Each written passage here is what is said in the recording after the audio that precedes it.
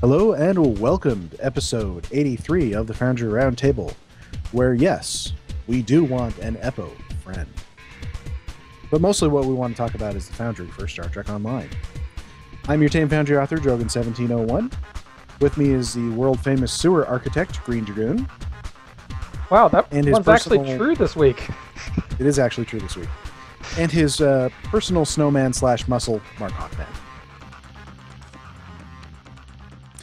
Okay, that was a new one. And our guest tonight is Primar. Welcome back.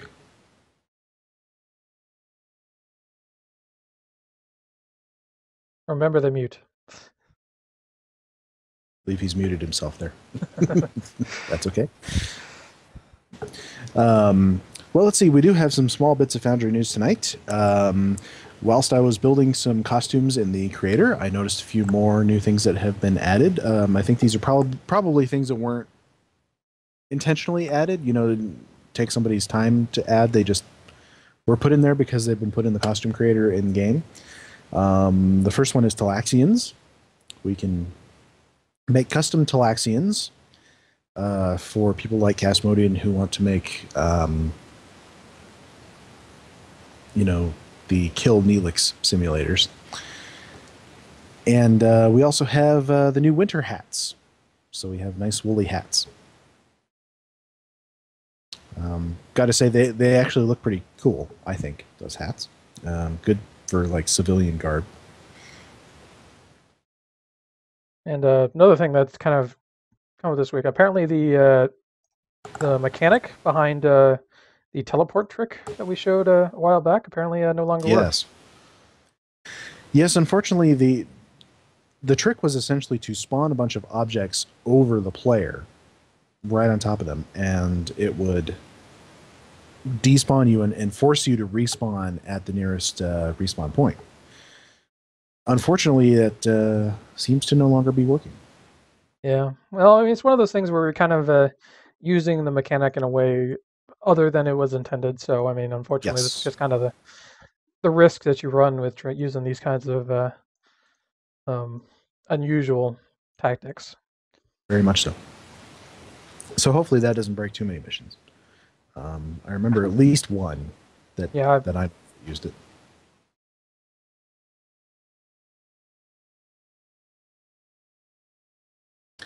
Let's see. The other thing I know about that's going on right now is that Stowe Admiral Aaron is running a contest. He says to play either his missions adrift or variants and take a screenshot while playing the mission, showing him what your favorite part was, and then submit that with your name, your Twitter handle, /forum name, /Reddit contact info, and your tune's name. And the winner that he will pick gets a cameo in his next mission, which is Redacted 13, which he's been teasing. Oh, I thought that was already out. You've been promoting it as 2 months. I'm pretty sure. Yeah, I think he started promoting that mission before he actually started building it. He is the biggest promoter of Foundry missions I've ever run into. So. Yeah, I was thinking about hiring him as my campaign manager. Really aiming to win this Foundry challenge. Which we should also talk about. We mentioned it last time, but obviously the newest Foundry challenge is underway. It's challenging you to make a New Year's, something about New Year's between 2409 and 2410. Which I'm definitely looking forward to. Mm-hmm. You're building one, and Hippiejohn is building one, and lots of people. Mark, are you building one? I've thought about it, but I'm not entirely sure exactly what I want to do. And without a good concept, I'm not really, willing to try it. I have a backlog of missions that I need to work on. Don't we all? Exactly. Let's see. Nobody's responded to the mission forum yet. The mission forum post. I know I'm probably not going to post my entry until a few days before the deadline. Just in case you don't get it done. Yeah. Yeah, since in posting something before, I'm sure it's going to be ready. Although things are going pretty well. That's good. We'll talk about that in a minute. But I don't think there's been too much other news other than the, of course, the winter event is going on, which I'm sure many of us are playing. As you can see, we're in the redesigned winter map. The gazebo is now like an ice castle, an ice structure, instead of the old wooden lodge it used to be. Yeah, it's a funny thing. I know some people are complaining about the change. And while I do like the old wooden structure, and it's very cozy, it didn't feel particularly cute. This actually feels more cute to me. Grandiose. Yeah, but it's not like over the top. I don't know. It's, for me, the wood structure was almost a little too traditional for him. Yeah. Well, yeah, because Q it wasn't the kind of person to make things that were normal. He would do things that, he would try to wow people with what he did. Yeah, like weird animal things. In that first episode with Q, and when he wanted to force the Enterprise to stop flying through space, instead of doing something to disable the ship, he creates this huge floating wall of colored blocks in space that's like 100 light years wide. And it's like, ha, impenetrable barrier. Stop immediately. Well, the power of Q is directly proportional to the budget of the episode. Q equals MC squared? Q equals $ squared. Or square root, maybe. Yeah. We did hear from Taco Fangs this week. He said Smirk there was a request to put in some of the winter assets, and he piped up on the forums and said they're on his list. Smirk wanted him to get in the stuff months ago so he could do a holiday Foundry challenge earlier, but he wasn't able to do it. So maybe next year. Yeah, I mean, it sounds like Smirk's kind of trying to time the Foundry challenges with asset additions. Which is a good thing, I think. I mean, and to some extent, that's how Brandflakes used to do it. I mean, we had the Tholian challenge right after they added the Tholian mobs. Yeah, although in Brandflakes' case, he would usually wait until their addition had been announced. Yeah. So let's see. Let's move it on to what we've been working on. Dragoon, let's start with you. Well, I've been working my Foundry challenge, and so far I'm actually having a lot of fun building it. And I brought a couple of pictures. I was hoping you would. So the first thing I want to say is those Omni-Knights that Taco Fangs added actually work. I've been using doing some outdoor maps, and I've been using the Nopata Desert Night, which is a pretty dark background. And for some reason, I was going to play around. I stuck a Omni light out and discovered that, lo and behold, it was actually illuminating things. And you can see here in this picture where I've got a couple of lamps that I've placed, and I've got Omni lights around illuminating the surface. Now, I will say that something I discovered is that any given object can only be illuminated by a single Omni light. And I don't know if these restrictions are working against the default light from the moon that comes with the background or not. But it's something interesting to note because there's definitely a clear limitation on how many lights, like any given like detail or building, can be affected by. So you can have instances where you have two lights that can reach a single object, and you'll see where like there's a crease or something between two objects where it's not illuminating one object and illuminating another.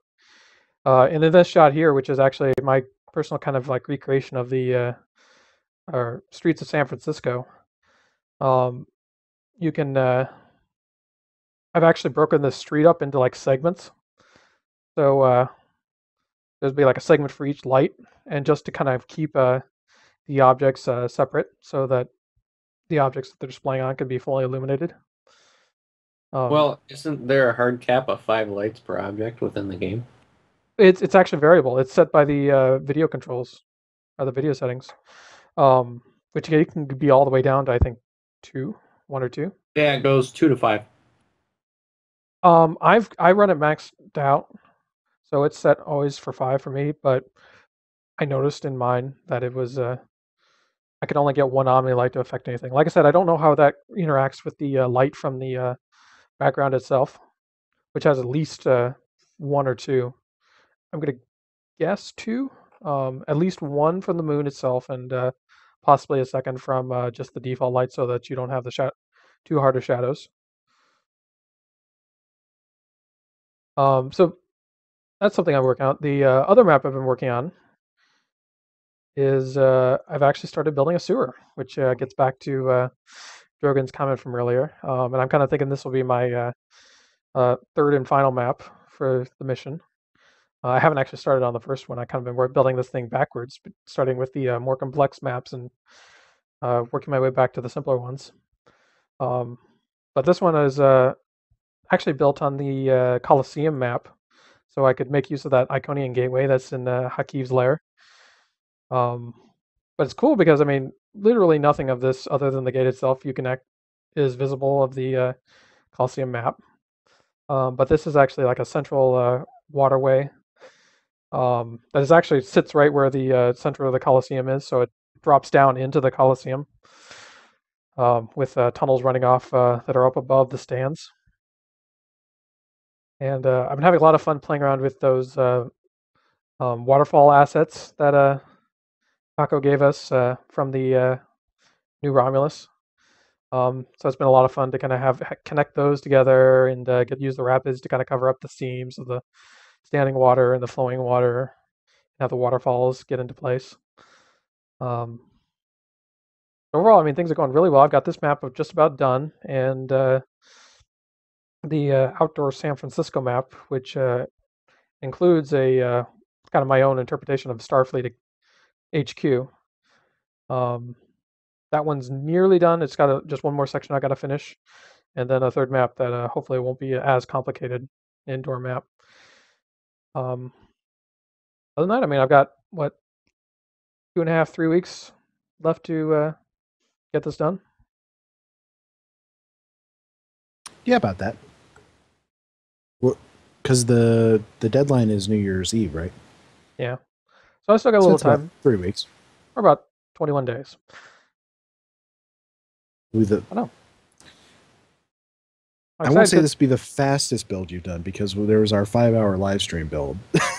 So. Well, this is a little more polished than that one, but it's not going to be a long mission. It's probably is going to be only end up being like 30 minutes at most. But that's okay. Maybe I could use some more short missions in my library. I have to say though, this visual effect I see here is actually pretty cool. Which visual effect are you referring to? The way you set up the whole thing with the waterfalls and the buildings. Yeah. Yeah. Tell us about that map. How have you been building it? Oh well, basically, like I said, it's built on the Napata, and I've been using the Cardassian buildings because they're very nondescript sides, and they've got these outcroppings for the floor around them that I can use that have these like large brick, which look really nice as kind of like sewers and whatnot. So it kind of leads and around, and it like forks into a single flow, which then flows into this giant pit, which basically is dropping you down the middle of a like an open air courtyard that the Cardassian buildings have. Except I blocked off all sides, and so you actually I have 2 other like fake water flows coming in, and so all 3 kind of flow down into the center area, which you actually get to jump down. And then basically at that point I've got you inside the Colosseum area, that's on the same level as the Iconian gate at the end, And so then I use a long tunnel to get you through to where Haki's lair would be, and then I kind of got that all sectioned off so that really, I mean, unless you recognize like the Iconian Gate from that map, you'd never be able to tell which map I'm building it on. Or you zoom out and look at the mini map, one of the two. It could, but it's pretty well covered up. I mean, there's Cardassian buildings everywhere. Now, how about those waterfalls? I mean, they seem like they might be a little bit difficult to try and build with. What have you kind of? How's that been? Not too bad, because I mean they're designed to be sunk down into the ground to whatever height you need. So you just got to remember that it's a zero axis or origin point is the same as whatever your water level up above is. So if you have like a water plane up above, that's the same level that your waterfall goes on, and then it just flows over into your whatever your lower water is. Really, because I mean, Taco for making that easy. I'm sorry. So we have to thank Taco for making that easy. Oh well, he's an environmental artist, so I'm pretty sure that this is how he thinks. Because I mean, this is literally his job: is making assets and knowing how best to create it to make it most easy for the designers to work with. So having the origin point as at the top of the waterfall is actually the most logical place, because that's the only guaranteed point in any build. Yeah, one thing that I can't help but think about when you mention origin points is how some of the, shall we say, legacy Foundry assets have bizarre origin points. Yeah, and those may well be that the original objects had bizarre origin points for one reason or another. You mean floors that have the origin points somewhere in the upper left corner? Yeah, I know there's some buildings that are weird like that. The Klingon door comes to mind. Yeah. Yeah, that one has an origin point that's 2 meters outside the object. Yeah. Yeah, I couldn't tell you. I mean, they were in a rush to get it into the Foundry, or they just didn't notice that it was way off when they built it. I mean, that could very well be is that they built it in 3D Studio Max and then went to import and never bothered to check that the origin point was off somewhere and it wasn't built on properly. And then it's just one of those legacy things they never went back to fix. Mm-hmm. I wouldn't be surprised if the Stokonta designers, every time they want to use that door, have to deal with it too. Well, I think we've heard from... if they did go back and fix it, it'd break things. Yes, it would. That's true. So, I mean, it may have been one of those things that if they, even now, that even they could know about it and they just can't change it because it would throw it off by 2 meters. We've heard from Taco before about some of the things that were built before he came on the team, and we know they were rushing quite a lot back in those days, and I think there's things that even if those guys who worked on it probably had to go back and do it a second time, they'd do it a lot differently. Yeah. Well, I mean, hindsight is always 20/20. Oh, yeah. And you always want to be improving. So, I mean, you want things from 4 years ago to be less good than you can do today, right? All I can say is we're very grateful to have Taco now. Yes. Yes, we are. All right. Let's see. Mark, what have you been working on? I haven't really spent a lot of time in Foundry lately. I've been extremely distracted by the Winter Wonderland. As have I. But I'll tell you what, I've been doing like a little bit between races in the Foundry, because I'm still working on my Cardassian War historical mission. So I've been building lots of costumes. This is 2347, so I get to use the Wrath of Khan costumes. It's like right at the end of that era. Unfortunately, can't use exactly the ones that you saw in yesterday's Enterprise because we can't do them without the collar or without the turtleneck under it. So we'll have to fudge that a little bit. But I tell you, one of the things you might be able to use a scarf asset to. No, wait, that would cover too much of the chest, wouldn't it? Yeah. Oh well. I'm not worrying about that Actually, too much. you know what? Well, one thing just occurred to me. Several of the Klingon collars look almost like turtlenecks. I'll tell you one thing I have been building, though, is, I figured since this was 20 years before TNG, the Cardassians should have a new costume. So, we can make Cardassians in the costume creator, so I thought I'd make a new costume for them. Still a little bit of a work in progress. I posted it for everybody on Twitter and in the chat rooms, and they said needs more brown. Well, screw you guys, because it's my design. I can do that one. Yes, I remember you coming back with brown look sucks. It actually, I didn't like the brown on that particular costume. I'm using the Hazari costume as a base, kind of, and it has kind of a limited color palette, and I just didn't like the browns that it had. And I understand why you guys think brown, because of those very, very early Cardassian costumes that you only saw in The Wounded, and then they remade them for DS9. Yeah, but those weren't even. When I think of those, I just remember them as being dark and uncolorful. I don't remember them being specifically as brown. Yeah, well, I mean, it's like some kind of mail underneath of like these brown, like vacuum formed segments. Yeah, they're very strange costumes, and I can understand why they were never seen again. Especially they had this funky headpiece. That was like almost a 3-part cage that goes around the eyes and everything. So, but I told somebody on Twitter today that if I could replicate those, I would, because it's canon. But I can't, so I'm making up my own stuff. Thought about trying to use the Undine armor, but you can't really mix it well with other parts, and I decided, looking at it, it wasn't quite right for the Cardassians. No, because it's more of it almost looks like it's biological. Yeah. I don't think the Cardassians don't build things that way. They're very much technological. With the Undine biotech armor, if you lop off the pointy things, it actually does have some similarities to the style that they used with that armor they had in Deep Space Nine.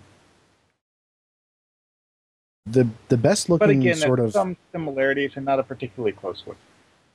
Because I have a whole crew made up as Cardassians, and the best one that I found was actually the KDF Romulan uniform, because it had those sort of triangle lines on the front of it, and unfortunately we don't have that in the Foundry, and the problem with it in game is that you can't get Romulan alien bridge officers. You have to use either KDF aliens or Fed aliens, depending on your alignment. So I couldn't use that on any of them. That was my go-to outfit for Remans before we got the Reman outfits.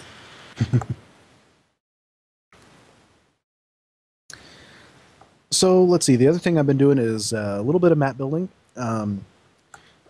I've been experimenting with building a conference room kind of in the middle of the Bajoran Hathon city, so that you can kind of see that out the windows. There's some problems with that map, though. There's lots and lots and lots and lots of objects on it that will stick through your floors if you're not at the right place, so you got to sort of obscure some of them. And the buildings don't have any tops to them. They don't have any roofs. The Hathon that was definitely... They don't seem to. Weird. I've been up there, and I seem to remember roofs, at least for most of the buildings. It seems like there's a lot of disappearing geometry when you get above ground level. It seems like. I talked to Taco about that actually on one occasion, and he said they use something called Viz regions to selectively display and hide parts of the geometry to reduce the load on your graphics card while in the city. Sounds like which something I makes said. the map design extremely complicated, and it does unexpected things when players go into regions that you weren't wanting them to. Yeah. Which is unfortunately exactly what I'm trying to do. So I may rethink that, or I may just, kind of go with it and use some colony buildings to obscure things, because what it's supposed to be is one of the colonies in what will eventually become the demilitarized zone. You go there for a briefing from the admiral that you're going to take some orders from, and it's just a talkie scene. You don't have to walk around too much or do any combat or anything. So it can be simple, or I can make it complicated for myself. That's how things usually go.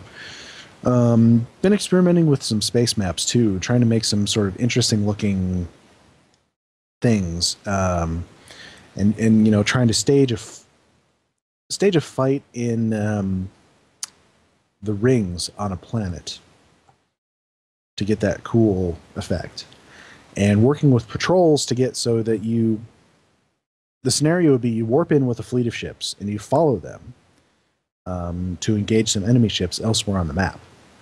I found that's one of the best ways to use reach markers, is to tell the player to follow some certain ships that will go through those reach markers.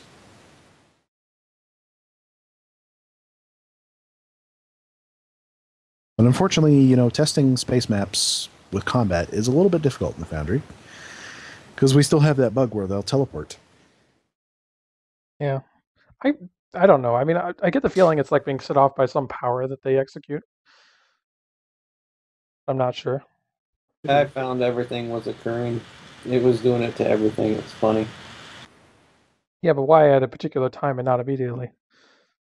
I did make one observation, is that anything that procs a disable on the enemy will pretty much immediately do that. Even if it's just a short disable. Wonder if interaction with powers from other ships. Yeah.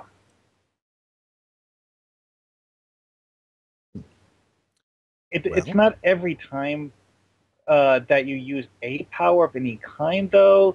I mean, but a lot of the time, yeah.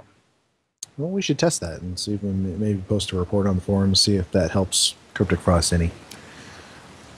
Yeah. Yeah, definitely reproducibility is key to identifying and getting bugs fixed. Mm-hmm. I'll tell you, though, I was definitely wishing to have the costume import and export back. Because I decided to take a character from one of my other Foundry missions, because she's a Vulcan and she can be really old and not look it. So I decided to insert her into the mission as a lowly lieutenant in this time period. And I have a really great costume for her and a really great looking face, and unfortunately no way to transfer it between missions other than take a screenshot and rebuild it.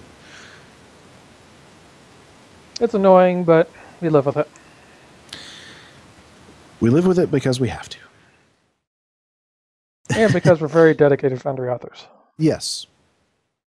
And here's the other thing I've been doing is just tons and tons of research. Because this is a historical mission, it takes place in a time period that's before TNG, but long after TOS. So I'm figuring, so who's going to be around in this time period? What kind of canon? I'm throwing in any kind of canon references I can. For instance, I needed a starbase that was kind of in the vicinity of the Cardassian border, but not on the border. And so I went and found Starbase 371 or whatever it is, because it's the one that they were taking Gul Dukat to after they captured him during the war. Figured it's probably not right on the border. It's near it somewhere, though. There's a reason I'm doing this, not just because it's fun and cool. It's because it helps set the tone and set the setting in your mind, is that, this is taking place within the confines of canon, essentially. And you're hearing about lots of things that will come into play later in the series. So, you're going to hear about, I think if I do a part 2 on this, it'll be set, kind of in the middle of the war. And what it would start with is you saving the Stargazer from its running from Cardassian ships, because in The Wounded, Captain Picard mentions that at some point when he was captain of the Stargazer during this war, he went into Cardassian space to try and be an envoy to get a ceasefire, but they attacked him and he had to run. So obviously he's running back towards the Federation. The mission would start with you going to save him. Can you actually show a young Picard? No, maybe. I don't know. I mean, how long did Picard command the Stargazer? Hard to say, because I'm not sure if we actually know the year he took over. I assume it was a few years. I don't know how young he was. Oh yeah, at the time, but 20 years before TNG. I don't know. Maybe he still had his hair. Yeah. I was actually hoping maybe I could show the Enterprise C, but it was actually destroyed before the wars. Narendra 3 was several years before any of all this happened. So you and I actually had the same thought when you were telling me about this, and I actually went out and looked up Enterprise C to see if you could get that in. Mm-hmm. And the other thought I had is that, you know, towards the end of the war, you could have like a thing where you save the young Captain Janeway, because she at some point in Voyager talks about being in the war and being on a Federation outpost that was under attack, and it's like, oh, you can save that away team. And I think people will find that part fun. That it's like, oh, hey, I saved Captain Picard. Or then you could do a really young hey, Janeway. I wish I hadn't saved Captain Janeway, because that would have eliminated tons of problems. I could just imagine half the people just quitting the mission at that moment and leaving. Casmodian would be I don't really think there's that many people who hate Janeway. It's just that certain of the people who hate Janeway feel the need to write essays about it whenever it gets mentioned. So now, just to confirm, you have a Cardassian war mission now you're working on, and this is in addition to the Romulan war mission that you're already working on. Yes. This is all under the umbrella of this sort of hollow history series that I've created. There's 3 missions on the KDF side that were actually unpublished. I need to get those back published again. They were unpublished by that time limit thing. Which we still don't really understand. Not entirely.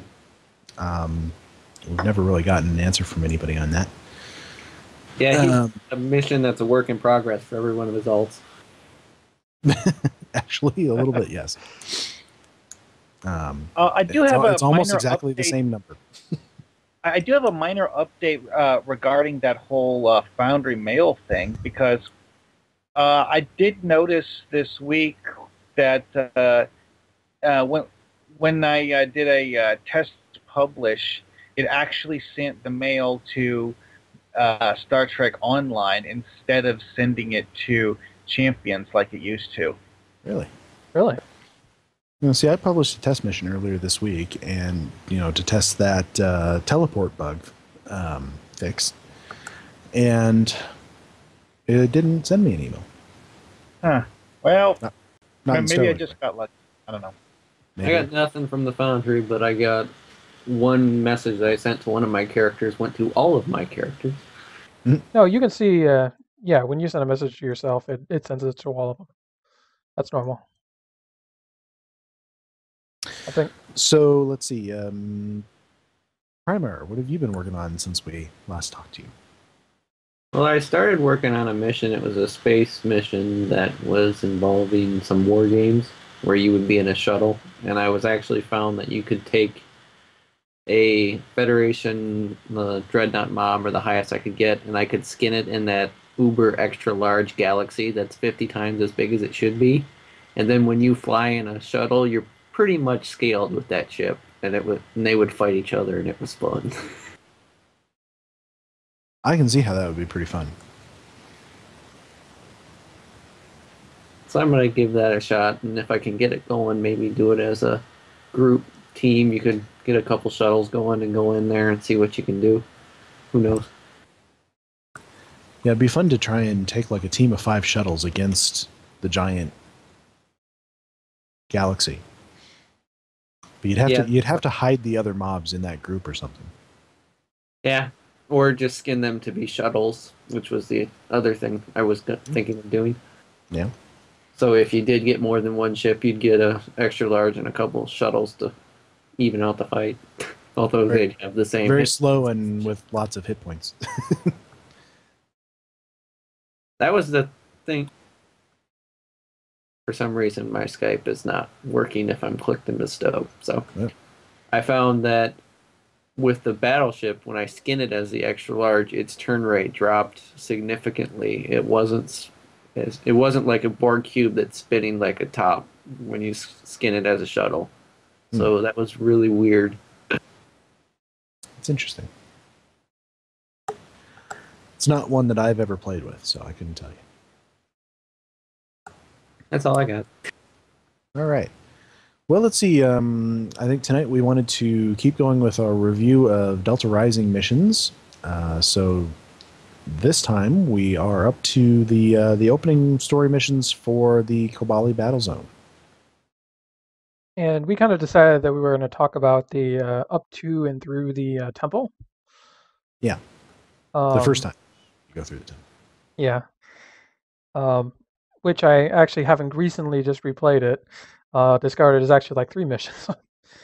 Because there's it is. You there's start off with sort of the introduction with Captain Kim and the general, yeah, and then you run around the you run an errand, which I think is kind of randomized, isn't it?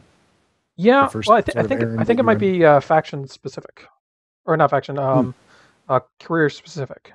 That's where you show around the that one, like, up and coming recruit, Kobali recruit. I think that's for tactical. Because I just played it on my engineer, and it had me going around and fixing like hover sleds and stuff. And I think maybe for science, it's something like you go around and scan some chemicals. Yeah, I'm not mistaken. I haven't done it on attack yet, so I don't know what they do. Well, it's kind of nice to have some of that randomization in there. Yeah, and I mean, Cryptic has been trying to work in, at least in minor ways, ways to kind of make replays different. Yep. So the second mission is where you are sent to go talk to the general's son and kind of help him with his problems with the transporter. This is after you fight off some Vodwar at the gate. Yeah. Which was bugged for a while, but is now working fine. Yeah, they got that one fixed pretty quick. And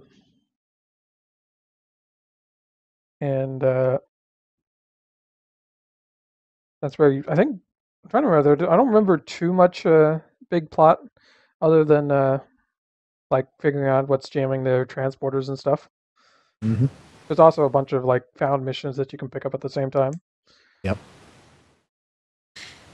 But then after that, you start to get sort of the deeper mystery starting of why exactly the Vodwar are so focused on this system. Well, I mean, yeah, during each, like usually at the end of each of these 3 missions, or at least the end of the first 2 missions, you go talk to Captain Kim, and he starts pointing out like, oh, well, it's kind of interesting. Well, I mean, why haven't the Vodwar taken the city yet? Or I think the general is hiding something. So kind of all of these clue drops that something is going on that is other than what you already know. And so that kind of all culminates in the third mission, where you get to go around and try to intercept Vodwar communications. So you're setting up these taps on their subspace transmitters. And once you do, you find out that their target is not the city, but the temple nearby. And once you figure out that the temple's the target, you get to defend from a Vodwar attack. And after that, you get to go inside. And I'm going to take a quick sec and throw up the spoiler warning, because if you haven't played this far, this is a big reveal for the Kobali story. Yep. And basically, after the attack, you and Kim sneak into the sub-level of the temple and discover that, in fact, the temple is built on a Vodwar cryo chamber. So we can infer that there must have been some of those scattered throughout the quadrant. Yeah, I can't remember. I haven't seen the Voyager episode. That this is all I don't based on. remember if they mentioned it, Yeah, but I think the implication was in that episode that was their homeworld. yeah, and still kind of. Also, though, they did make several very direct mentions about the power the Vaadwaur possess, and they did directly state that at one point in time, the Vaadwaur controlled a pretty big chunk of the Delta Quadrant. Mm-hmm. So it's not surprising that they might have some of these cryo chambers scattered around. I mean, because apparently at one point in time, the Vaadwaur actually had, colonies built on probably dozens of worlds. And I mean, to add to this, I mean, they had control of the underspace, which is supposed to be this hugely fast network way to get around. tunnels. Yeah. So, and apparently, well, it's kind of like a wormhole network that covers half the Delta Quadrant. Mm-hmm. Yeah. So I mean, which sadly, and this is a spoiler for the rest of the story, but a small one, is we don't get to see that underspace. Yeah, unless it's in one of the patrols that I've played. I haven't seen it. I know there was one of the patrols where you had the option to trade for a map of the underspace. It's kind of a shame, though, because I think that could be a fun way to get around and cover some vast distances and see some other parts of the quadrant. Especially if you actually have the option to manually navigate inside underspace, because the way it looked in the TV show was actually pretty cool. I was thinking about it. It kind of looks like that one wormhole from the Hippiejohn episode in the Romulan arc. Mm-hmm. This is true. Spacing on the name. Was it Trapped? Was the name? Something like that. But we have that map in the Foundry, don't we? Which means if we can get some Delta Quadrant doors, maybe it's good fodder for a Foundry mission. Yeah, we could potentially make the underspace. I have actually made extensive use of that map in one of my missions, and noticed that it has a rather bizarre anomaly. When that Isn't that whole thing an anomaly? Anyways, when that map was created, they created an interior space where it's twice as long as what's actually used in the mission. Why? I have no idea. I think they copy pasted the wormhole they had, which was like their early attempt at a Bajoran wormhole, and I think they just cut it short. Yeah, but I don't think that the one they did for the Bajoran wormhole squiggled. The other thing I noticed about this one is that it actually has a whole lot of twists and turns, regardless of which of the two sections you're in. Because the mission with the Hippiejohn, you enter at one point, you fly through stuff, and you get to the exit. But when you look at the map, you see that there's actually another entire wormhole off on the side. The thing is, though, is that the Foundry version of it, there is no way to actually have the player fly directly between the two parts. To attempt that in my mission, I had to fudge it and use two maps that have the same base map, and you fly from the start to the middle point, then you do a map transition to the other side of the middle point, and then you go to the exit, which it's a bit awkward, but it sort of works. Well, I mean, the reason that reminded me of Underspace was because if I remember the episode of Voyager correctly, the continents were meant to be very old, and so they were kind of, didn't they have like a lot of debris in them? Yep. Yes. So that definitely does fit nicely. Which goes very well with that wormhole from the Hippiejohn mission. So I'm doing a little bit of a test here, because I have a theory. Because the I'm in the Foundry now. What is the name of that map?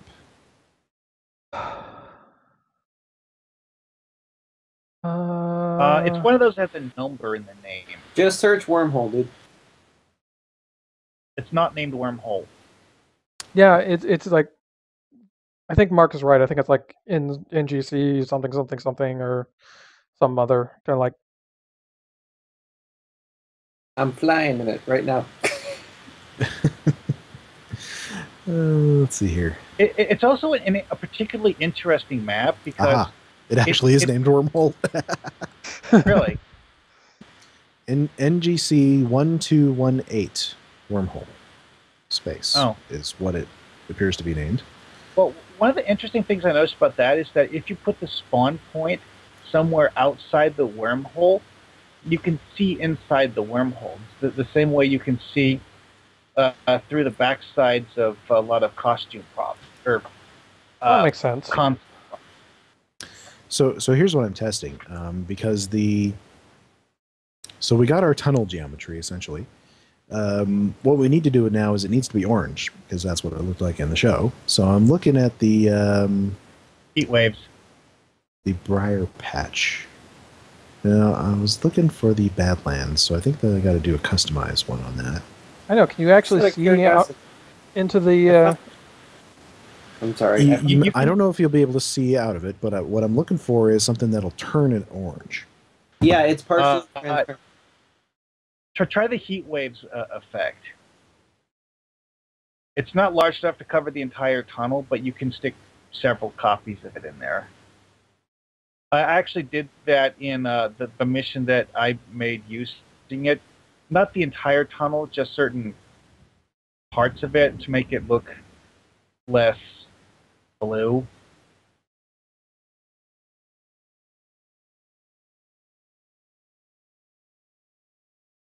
Trying to remember. Well, let's see if this works. One bug I've been noticing is every time I create a space map, it's changing the sky file to star01 instead of what it should be. Yeah, it always does that now. It doesn't put it with what might come with that map by default in the main game.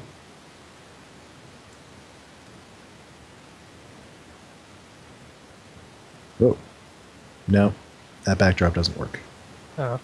Well, here, folks, if you're wondering what we're trying to recreate, this is what Underspace looked like in the episode of Voyager. It's kind of that orange, very windy, tunnely, with lots of debris in it. Yeah, well, one interesting thing with it is that since it's a kind of like a subspace thing,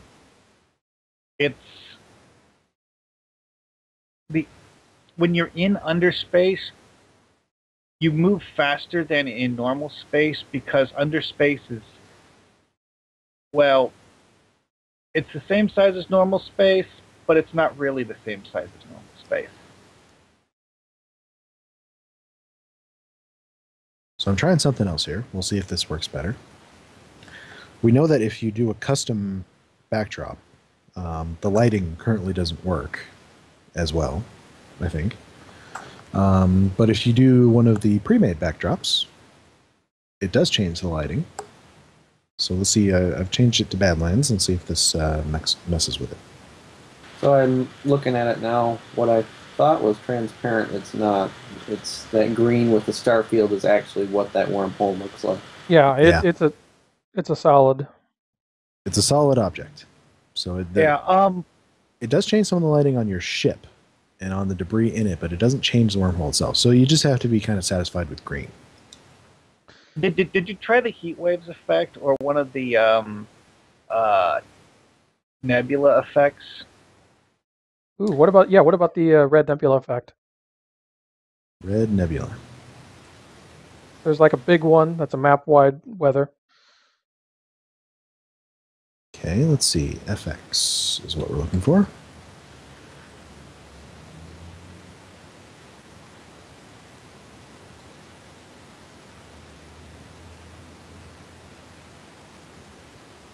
Maybe. I'm not seeing that one. Weather. Yeah, Weather nebula. there's a couple map-wide variants. weather effect of red nebula sparks. sparkles.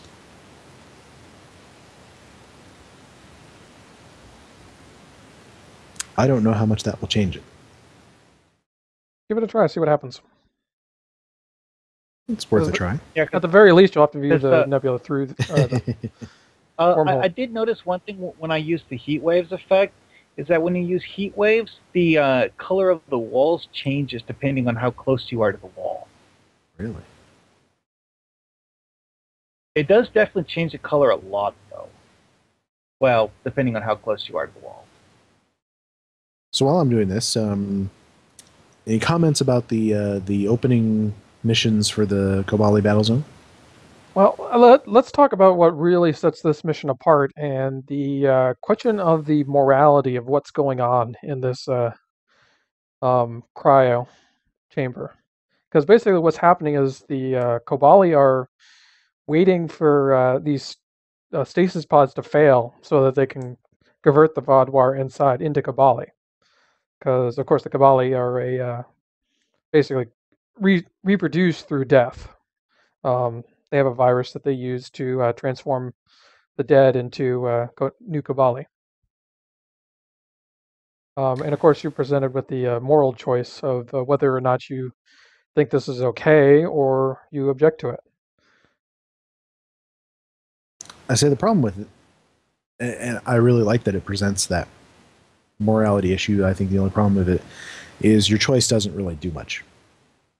True. And in being Foundry authors, we know why this is, because I mean they still obviously have the game really isn't set up for it. But yeah, they have. There's quite a few more Kobali missions after this, so they can't really do. Oh well, we're done here. Let's pack up and leave. Leave the Kobali to their fate. Well, one thing I thought of when I was pondering this is that it's one of those, I guess you could say, non-choice sort of things, because you don't do anything depending on whether you think it's a good thing or a bad thing. You do what the Federation says we need to do. Which, it's what's the best way to put this?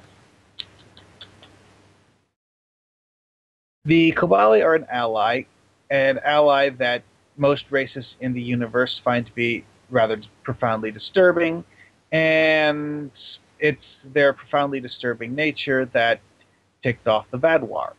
And granted, what the Kobali are doing isn't necessarily the best thing, but there are worse things that they could be doing.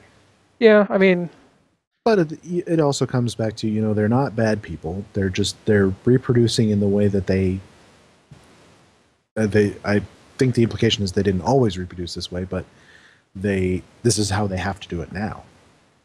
Yeah. This is how they perpetuate their species. And that was kind of their argument, is like, look, I mean, it was kind of like this or extinction. I mean, what choice do you make?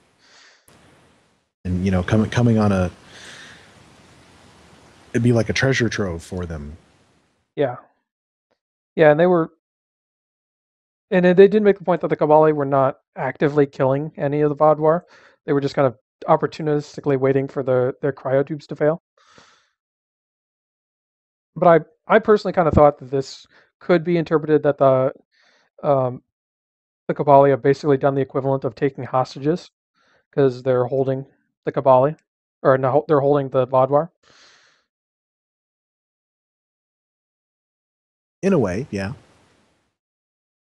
One thing getting back to the non-choice issue, one of the things I found really funny is if you do choose to basically object to what's going on with the Vaadwaur, and you confront the general about it, this captain shows up in Mako armor and basically tells you and Harry to stand down.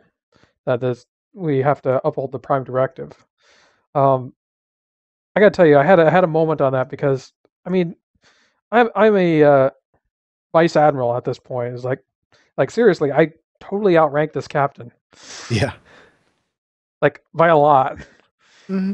So I did notice that as well. It's one of those rank versus authority sort of things, I guess you could.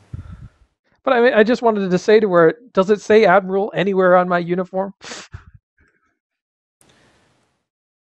It's one of those do the authoritarian. Okay, Captain. How many pips do you see on my collar? Hmm? Yeah. Yeah. Shut up.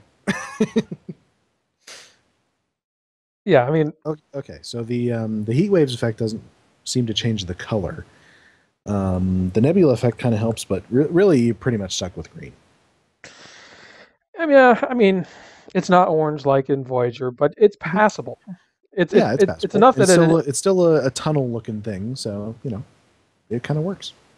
Well, it's slightly better than the other one because I just pulled up the DS9 one, and last time I played this mission, I don't remember all the speed and circle effects that are added on that map. speed and circle effects. There's a whole bunch of warp trails and speed trails like you're at warp, but Oh, there's yeah. also these overlapping circles that are being thrown everywhere that I don't ever remember. Well, the wormhole interior for the Bejor wormhole got updated in the Jim Hadar featured episode series. You don't actually fly through it, or You see it in a cutscene though. yeah, and one of the things that they added to it was there's that little ripple effect where you constantly see these circles that get larger appear in random locations alongside the wall. It's nice to know that map has been kind of updated with that. I've never used that map personally. Yeah, me neither.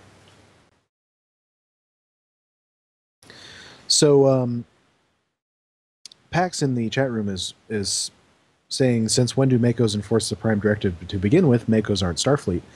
And I'm thinking to myself, I don't know if there's any lore on this anywhere, but I think in 2409 and 2410, the Makos are a part of Starfleet. Yeah, I mean, at the very least, they were sort of like a resurrected unit based on what had been during the Enterprise unit, which were a military unit separate from Starfleet, but that military no longer exists. Yeah, I mean, as far as we know from canon, the Makos never existed beyond the formation of Starfleet, or not Starfleet, of the Federation. That said, there have been references in Deep Space Nine to Starfleet Marines, and some have gone on to say, well, that makes sense that the Makos are now part of Starfleet. Yeah. In that form. That said, I should say she was wearing the Mako like armor. I don't know that she was actually a Mako. I know she was a captain, which is a naval rank, which is what Starfleet uses. I don't think Marines have captains, do they? Marines do. Yes, but it's a lower rank as far as I remember. I think Marine Captain and I think Marine Colonel and Naval Captain are equivalent. So there's a specific grade that each rank is associated with, and they're the same grade. So I think it would be it would be highly unlikely that a Marine captain would be issuing orders to a fleet admiral in charge of such an operation, let alone issuing orders. Actually, perfect example is the Kabali captain that you're assigned. He's actually like a lieutenant, ensign like that. Yeah, like just barely getting high enough to start having any authority. Well, one thing that I was pondering is that you're in a ground occupation scenario, and Marines are the kind of people that you would send to do a ground occupation scenario. Yeah, but I mean, like I said, though, just because she was wearing the armor, and in fairness, I mean, all of the captain level mobs for Starfleet are wearing the Mako armor now. Yeah. Doesn't mean that she was like actual like Starfleet Marine. In fact, for sure, we don't actually know enough about it other than she's referred to as captain. Yeah.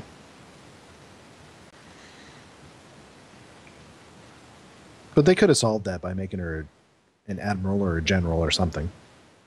Yeah, I mean, with hindsight being 2020, I think they could have rephrased it when she does basically call you down and say something along the lines of, "With all due respect, Admiral," because I mean nobody playing this is not going to not be an admiral. Yeah. Um, or you can you can say she's passing on something from Admiral Quinn. Yeah, or that's what you could do as well. Or something like along the lines of, "With all due respect, sir, this is my operation," and basically pull the "I'm in charge here." The jurisdiction thing. Yeah. This is I was put in charge of this, and I give the orders here. Don't go interfering. Because we know, like, Harry has been assigned as a liaison, but we don't actually know what his official role is in the operation, or if he's just an advisory role, basically. That the organizational thing, as far as the Makos go, could be good fodder for a Foundry mission. Kind of explaining that and how it all works, and in the context of some kind of joint mission. I know Rogue Enterprise did some stuff with the Makos, and I'm sure there's been a few others that have done some Makos. Which seems to be remaining controversial. His missions, the Orders series. Well, they can't. Seems like every week he's posting about some kind of big long negative review he got on that one. Come on. Well, is this the one where you go to a planet and basically turn their society into a pretzel because of a shall we say difference of opinion with some? Yeah, you got that Mako squad that's basically gone off a rogue, and you're trying to stop it. And every time you do, the Prime Directive gets shot up. Something like that. And something horrible happens to the local. I think Hippie reviewed it on the show. Yeah, I think we both did. Did you play it as well? I did. I thought we did a group play on that one, actually. Because I remember playing that one too. It's been a while.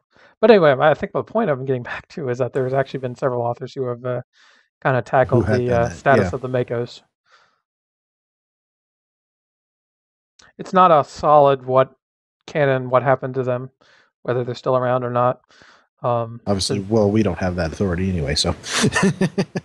Yeah. But, I mean, although, I always consider my Foundry missions as canon, but I'm sure everybody does that further on.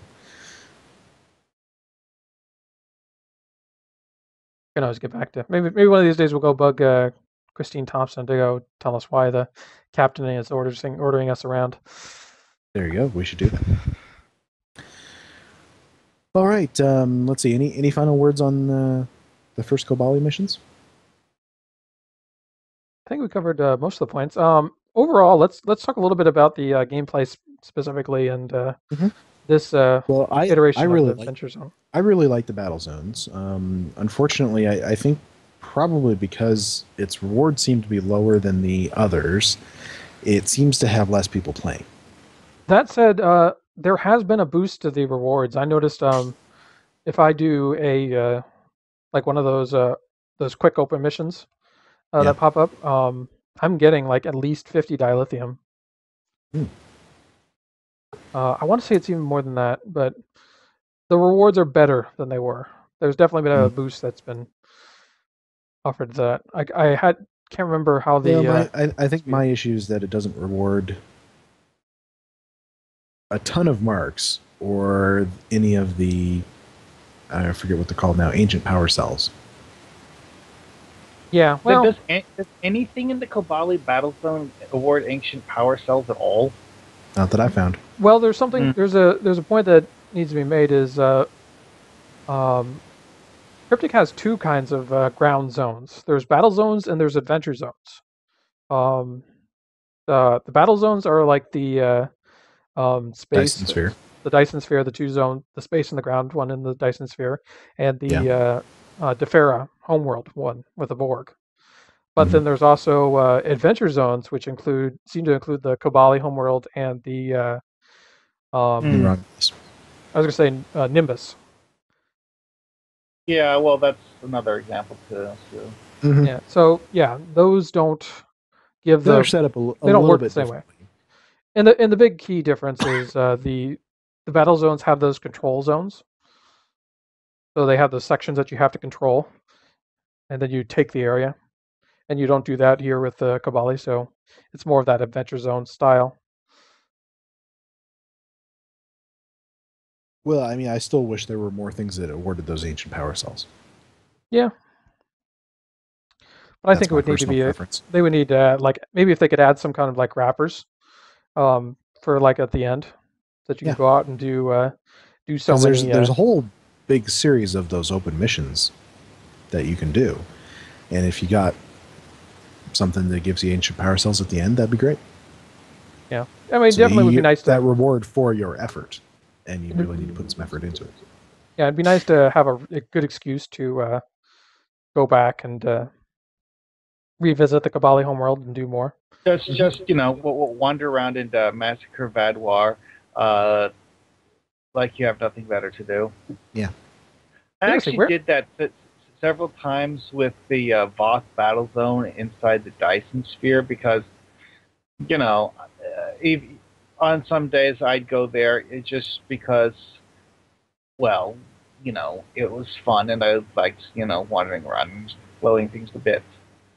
I kind of wonder where in the world are the Vadoir getting all of these troops? I mean, aren't they supposed to be in like an endangered species with less than to be honest, like a few 100,000 at most? Cloning? To be honest, we don't know. We have no way of knowing. I thought at some point they give an estimate of how many Vadoir they thought, and it was like extremely low, like tens of thousands. Yeah. Well, that estimate was based solely on the number of Vadoir that Janeway interacted with. That's only source for that estimate. We don't know how many more cryo chambers that the current Vadoir administration has opened up. I kind of suspect that the Vadoir have started using transporter cloning to mass produce troops. I don't know if it actually works that way. Well, you remember the episode with Riker? Yeah, that was a really. I suppose you could theoretically do that intentionally. Yeah, I suppose. I don't think Vadoir transporting technology is all that advanced. But even still, it's definitely pointed out in several places, even in the this whole Delta arc, that the Vadoir numbers are extremely few for a species. So you gotta wonder where they have the troops to maintain a war zone like this. And that's one of those things where you sometimes have to sacrifice reality for realisticness for gameplay. Yeah, and it may just be that they're willing to.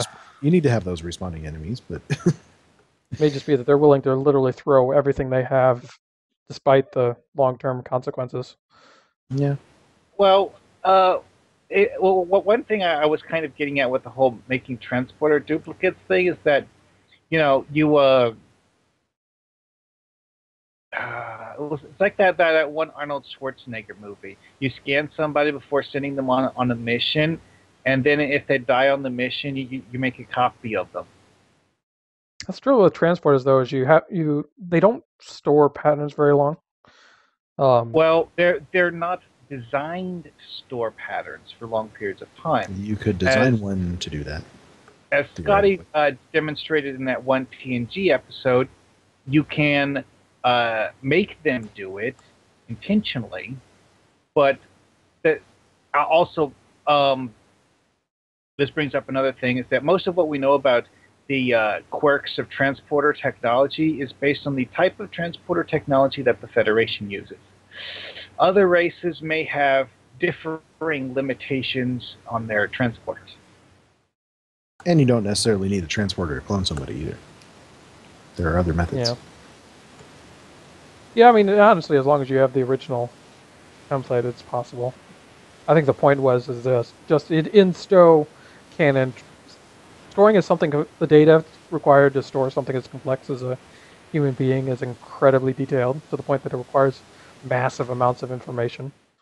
And the Vadoir, despite the fact their ability to rise to power I mean, even just looking at a lot of their tech, we've got this like super cool new tech, but we've kind of had to adapt it into our older, cruddier tech.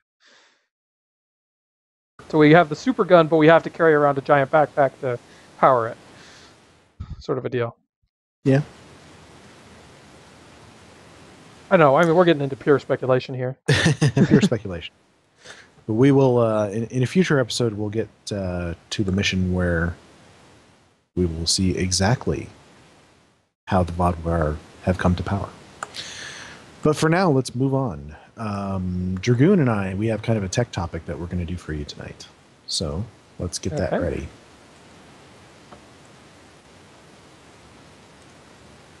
I'll load up my copy if you load up yours. Yeah.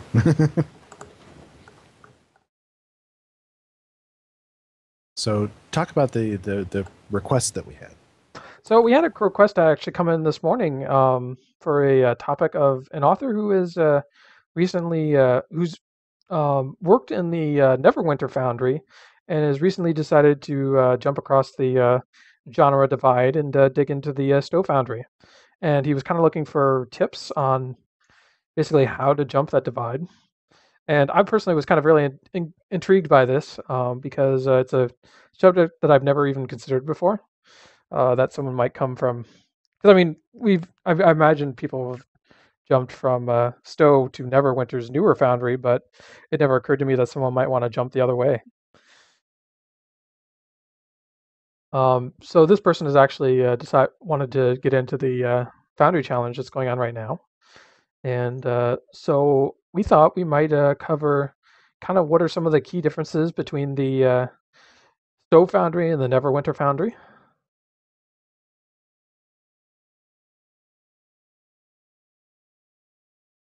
So I am going to load up the Neverwinter Foundry, and Dragoon is going to load up the Stowe Foundry, Star Trek Online Foundry. And kind of compare. Now, I have only dabbled in the Neverwinter Foundry, so I can't really say I'm an expert on how it all works. It has a very different user interface, and mine is ready, so I'm going to share my screen with Dragoon here. Okay.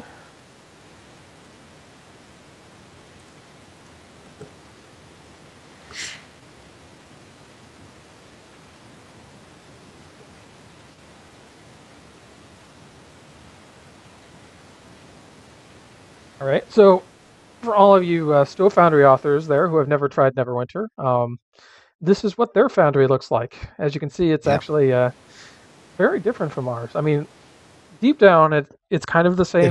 Deep down, it has kind of all the same elements, but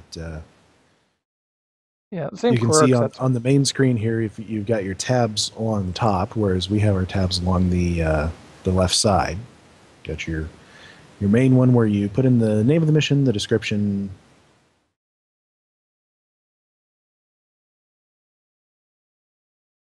And over on the Stowe side, you have the same kind of tabs. So you've got story, maps, dialogue, costumes. I think Neverwinter. Now since we're, if you'll forgive me a little technical side of things here, you're going to have to tell me, Dragoon, when you switch between, because of course there's the delay on the live stream. Okay, well you're up. I'm up. So yeah, we've got the main screen here where you put in all of the basic info, and then you can also see what kind of star ratings you got, and you can see the pre-published task list. Gives you all the warnings if you haven't done something. Two things that you will not see in the Stowe Foundry if you're coming from Neverwinter are these two buttons on the bottom that give you the chat and your friends list. Those are not available in Stowe. Which is kind of something we've asked for, but obviously this isn't the biggest of deals. Yeah. So what's the items tab for? The items tab is those something that we don't have in Stowe. It's basically quest items. Yeah. Custom-made quest items that you can choose to have be put into the player's inventory.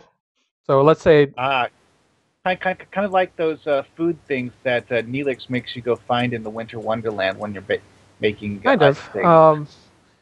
I think in Stowe terms, it would be like, for instance, you pick up an isolinear chip from a desk, and then you can have it drop into, when they grab it, it drops into their inventory, little item that has an isolinear chip icon and says isolinear chip alpha, or something like that. And you can give it a little description. Cool. It doesn't really do anything, but you can set special triggers to occur based on whether the player has this item or not. This is one of those things that I've really, really wanted to get in Stowe's Foundry, because this would allow us to carry data between maps. And if you're a Neverwinter Foundry author who's used these, that's something to keep in mind, is we literally don't have a way to transition data across from one map to the next. So literally every time we do a map transition, it's like a reset. We have no way of detecting back to see what choices were made earlier. Yeah. If we do want to have, for story purpose, say like so-and-so picks up an isolinear chip, we have to make that like a clear from like a button saying pick up isolinear chip, and just let the player pretend that they actually have the isolinear chip. Not that most players will actually dig into their inventory to check whether the chip is there, but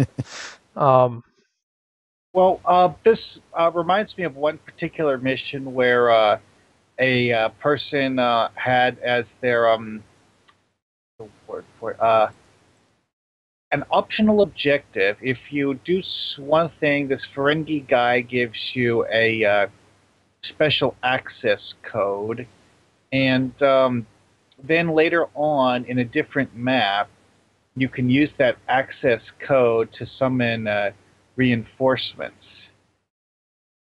Yeah, that's one of the sort of tricks that we try and use to get around that and carry your things across maps. The first thing I thought of is that you could very easily tweak that so that instead of giving you, a text string, he gives you an encrypted data chip that has contact information on it.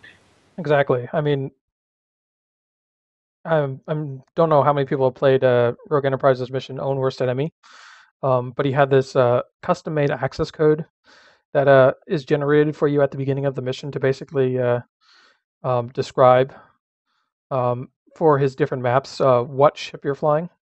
And so he had like different combinations for every possible ship at the time that a player might be flying. And you had to enter this code at the beginning of every map. And so for something like that, you could have like a specific isolinear chip that's granted to you or something like that, and do all the detection of whether or not this chip X or chip Y is present, simply by what's in the player's inventory. But anyway, that's something we don't have access to. Yeah, and that's something that's getting into the really hard technical things that we know how to do to get around things, workarounds. Well, let's see. Let's look at the costume creator, shall we? Sure. Let's see. So, if you haven't made one, this is the screen it gives you, and so you hit that, and you got to name it. And something in Neverwinter is every character you create has to start from a base model, existing base model. And it's a bit like the costume import that we had way long ago, because there was an option to pull in NPCs. That said, it's a little different with Neverwinter, because you basically start out with one of these like stock NPCs and then start making adjustments to it. Yeah. And this is one of the few. And they give you a pretty huge library of NPCs to work with. But as we'll show you later, Stowe does a bit different. Let's just pick this guy for starters. So, I mean, one of the cool things is that when you do this import, it kind of pulls over like any of the extra properties. Like say for instance, this was Stowe, and there was a hologram. He would get to keep this holographic shimmer. But in the case of um, Neverwinter, it's also you don't have as many options. I mean, you can see Drogon here is working on the costume options, and you only have the handful of armors that Neverwinter offers to work with. You have some control of body scaling and stuff like that to alter it, but you're really, if it's a property that isn't covered in one of these tabs or sliders, there really isn't anything you can do. You're kind of stuck with it. Mm-hmm. You can't change a lot of faces, it seems like. Yeah, you can't change the proportions and things of faces. And there's a lot of things that will just not work or look bad.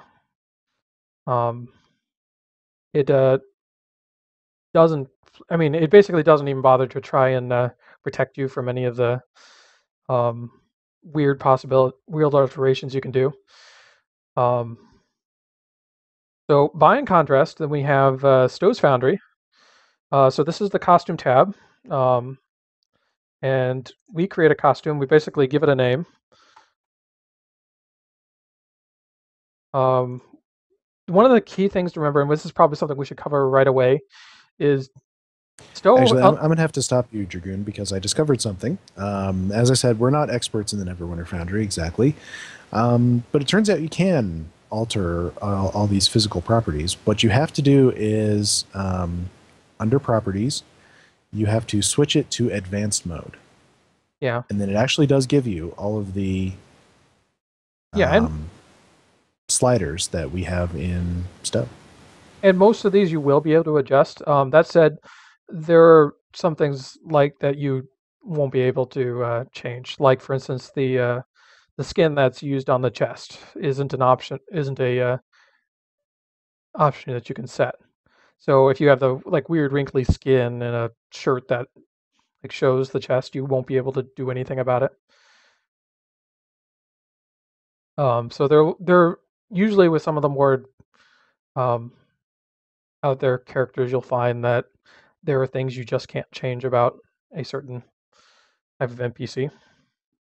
What I was going to say is something that I really should explain. We should explain before we get into further is one of the key differences between Stowe and Neverwinter is that we have spaceships, and more specifically, we have a space portion of the game and a ground portion of the game. So when you're in space, obviously, I mean, if you've played Stowe, you're flying around whatever your player starship is, and through space maps and stuff like that, which is a portion of something that just Neverwinter just has no allegory or no nothing similar. So when you're creating a character in Stowe, you have your choice of a ground character or a space character. So if you choose ground character, this is going to look really similar to the Stowe character creator. We have most of the options that so you would I think have you there. haven't switched back over to your side yet. I have. You're waiting to catch up. Just haven't caught up. And we've actually got a very robust set of costumes, because while we have almost everything that the character creator can have, we actually have like a few options that are that even aren't available to regular players, because we have like some of the Gabali options, which are not available to players. And we can do different combinations of pants and whatnot. And really, we can do some pretty out there combinations. The downside, of course, is that since we're not basing this off of an existing character, we can't do things like, say, for instance, a hologram that shimmers or non-humanoid characters.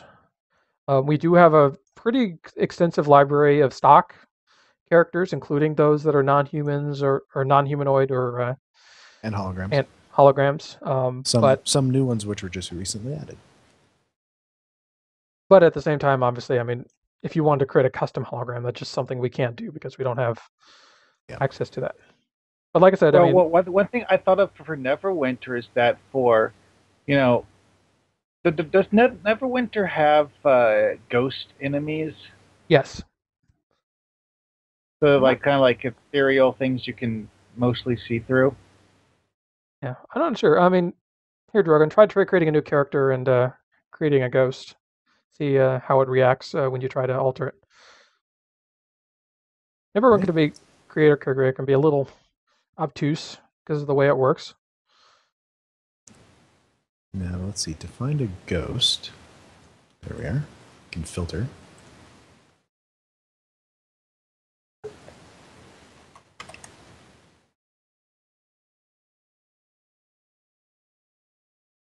Yeah, you can see they're a little bit ethereal, a little bit see-through.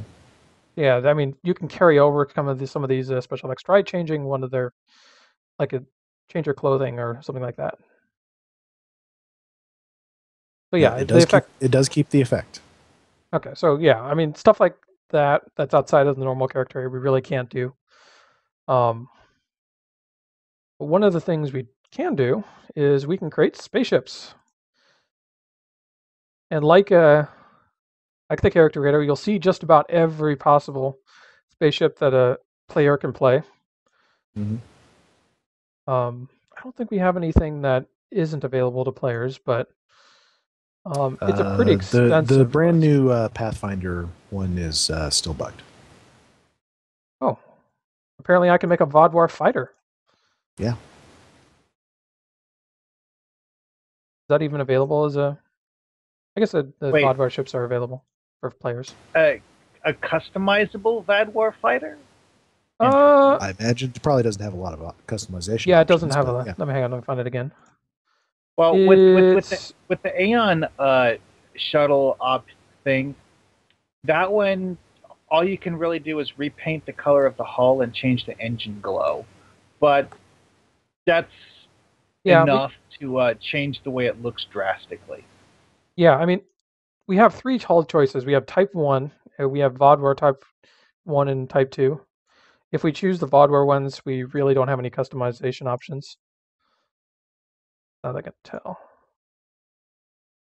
Out of curiosity, did we get the upgrade skins in the Foundry? We do, yes. But yeah, if we choose Type 1, which looks a little more Federation, we actually have the hull pattern options. So, I mean, some cool stuff you can do. I mean, sometimes you can alter a... we have like a Romulan drone, which I don't think is a playable ship. We have a Swarmer, Obelisk Swarmer. Kind of cool. So I guess we do have some options that are not available to players to directly fly. Mm-hmm. And of course, Federation ships. So yeah, I mean, that's a key difference between Neverwinter and Stowe. Now, it's important to remember that when you go to create a costume, the first thing you do when you click create costume is choose whether it's a ground or a space. So make sure you know which one you're trying to get to and that you select that before, because that's what you do first. You don't want to create a ground costume and then think, oh, wait a minute, I meant to do space, because then you have to click create costume again. Create a new one. But I mean... So you can't change it on the fly. Yeah, but none of the options are shared between ground and space, so it's not really a big an issue. Shall we move on to... Hang on, let's look at the story tab. Okay. Why don't you lead off? Okay. So I haven't added any maps to this one yet, so I think like it prompts me to create a map. In Stowe, you can do some things without necessarily creating any maps first. But in this one, you can't, so we have to create a map. Well, I mean, like in Stowe, Stowe has the option to create basically blank maps that haven't been created yet. So I think it's pretty similar to what's happening here. It's just arranged differently. Yeah. I've got a couple options. Insert Neverwinter Adventure Zone map, which is something that happens on the the out in the world maps. So that'd be a custom map. Now, Adventure Zone map would be equivalent to what we call cryptic maps, which are I believe so. Yes. And basically, what you do for one of those, you just drag it down here, and where it is determined by what objectives you put on it.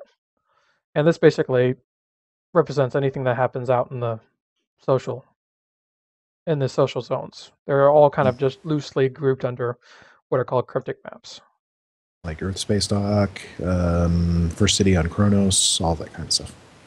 But yeah, so we have plenty of options. There are plenty more that we wish we could have, but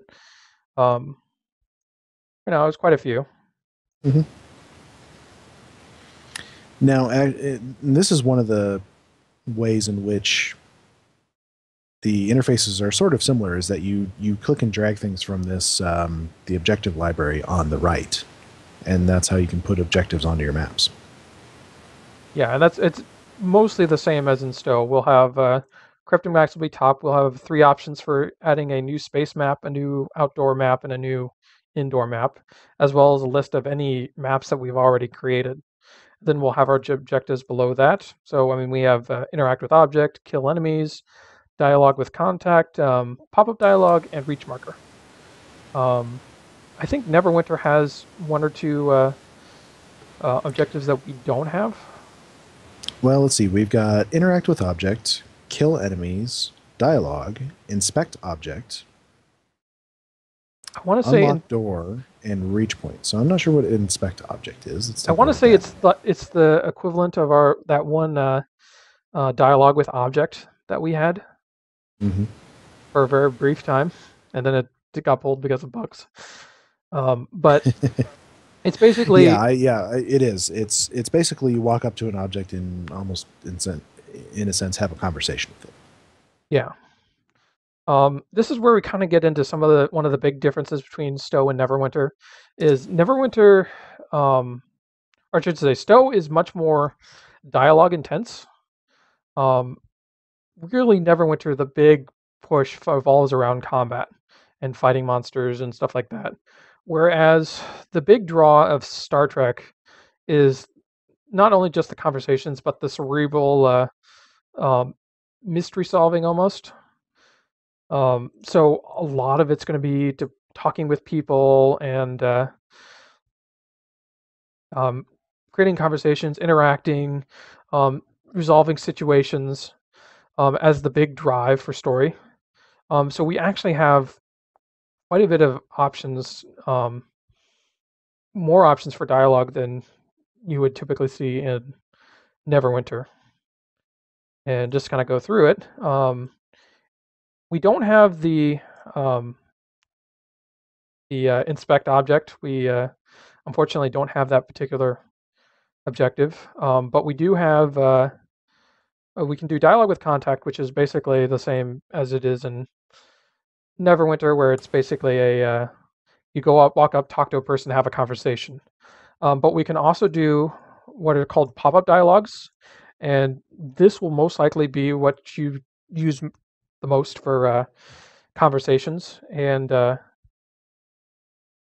this is basically as soon as it runs across it, the dialogue pops straight up. There's no interaction that's required. And this is basically the equivalent of people interjecting themselves. One of the big things about Stowe is that we have an away team. We have 4 members of our crew that the player has customized that they take with them. And we can actually create dialogue for these characters. The Neverwinter equivalent is the companion, but in Neverwinter it's just one, and the companion never talks. In Stowe, the away team is very much an integral part of the character and the conversations with the character.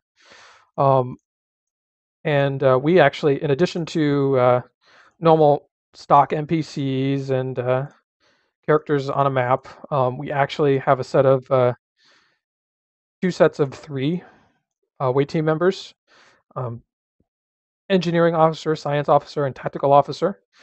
This and then we have either the away team or the ship.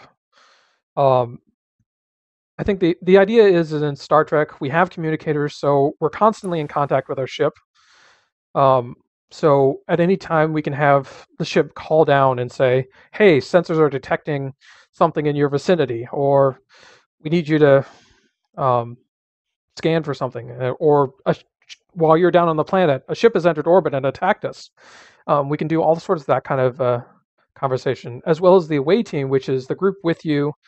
This is great dialogue. Expositional dialogue is great for this. So we can have a science officer piping up and says, "I'm detecting thoron radiation in the area," or a tactical officer saying, the enemy is approaching. We should set up a trap for them," or stuff like that. Usually, the trick with bridge officers is that we don't know their race, and we don't know their names, or a lot of things about them. So we don't have a personality per se for them. We can infer a little bit of personality from their career choice. Like an engineer is going to be more technical, a scientist is going to be like a little brainier, and a tactical officer is going to be a much more, I don't want to say aggressive, but is going to take it from a tactical approach. So you kind of have to keep your dialogue somewhat vague as to a personality, and in a way that it'll work for a lot of different races. And Stowe has a lot of different races. But at the same time, it allows for you to do more conversations with characters the players created, which is a great way to really kind of bring in the player into the story and have them feel like their crew is being involved in the story.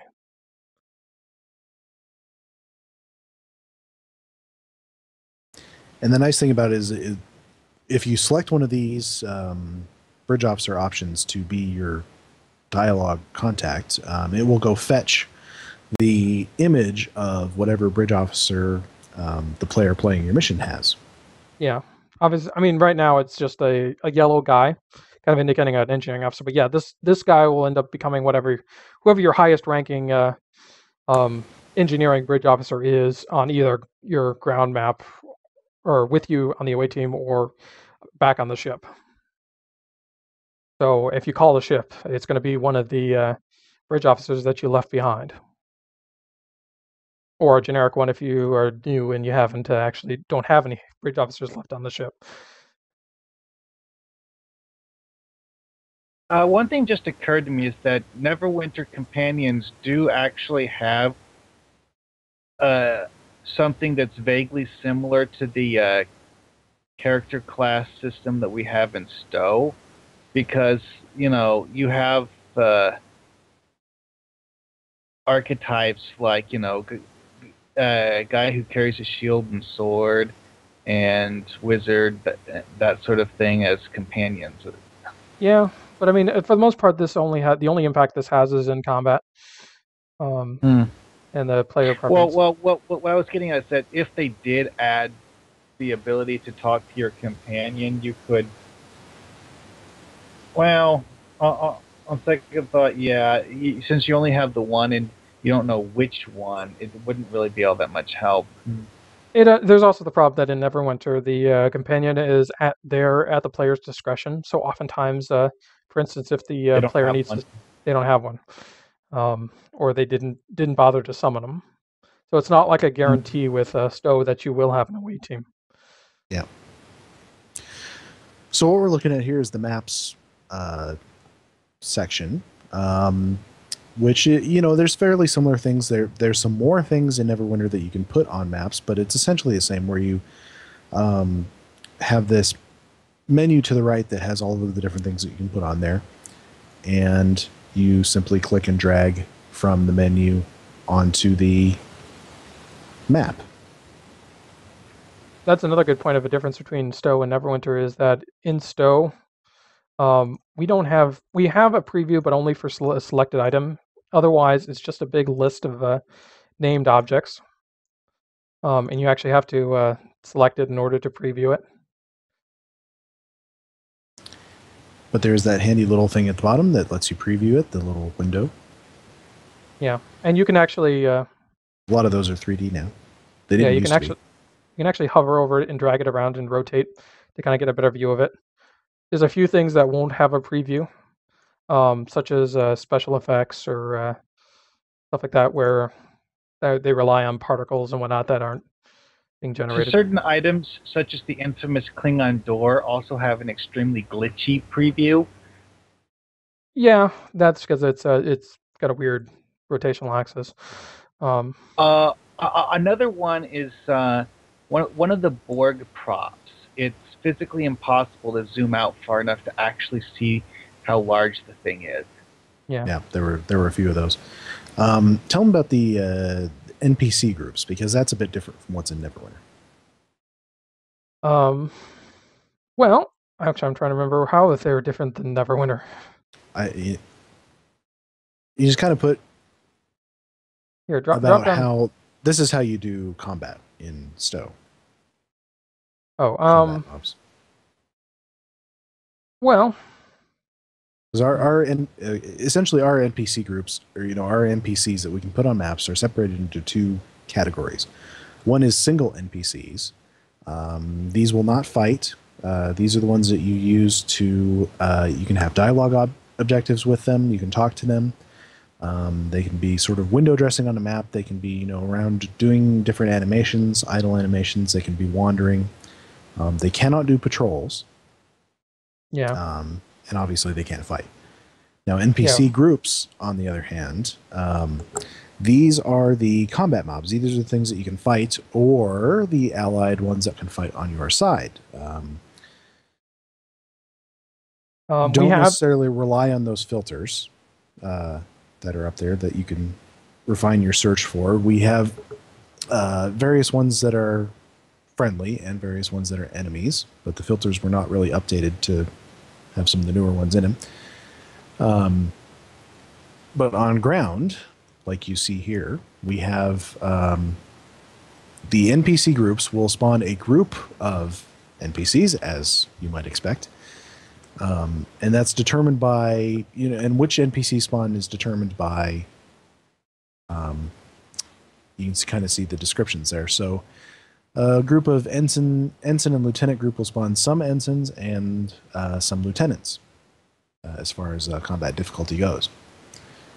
Yeah, their combat rank will basically be consistent throughout, although assuming you don't reskin them as anything, there's usually a randomness to whether it'll be male or female, or use Captain 01 or Captain 02 or whichever of the possible generic NPCs that can spawn. So it won't be consistent unless you set it to be.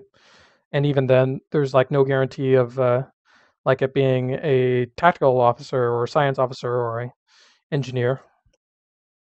So their powers aren't guaranteed. One thing I should point out, because this is another one of those things that Neverwinter really has no analog, and that is allegiance.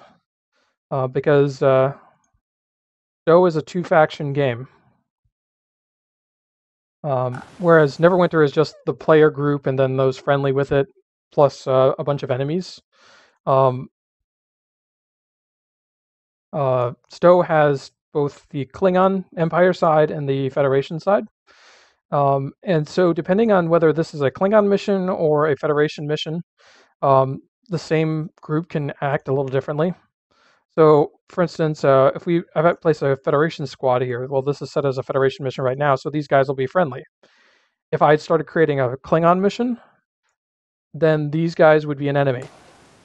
So it's kind of important to realize how each different factions work with each other. Some groups are friendly. For instance, I've got a Borg cooperative group right here. That's a friendly group. And so they will fight along with the player against enemies or enemy factions. But for instance, they're friends with both the Federation and the Klingons, so they're going to be friendly for either. So for instance, I could place this Borg cooperative group here, and let's say I find a Klingon group.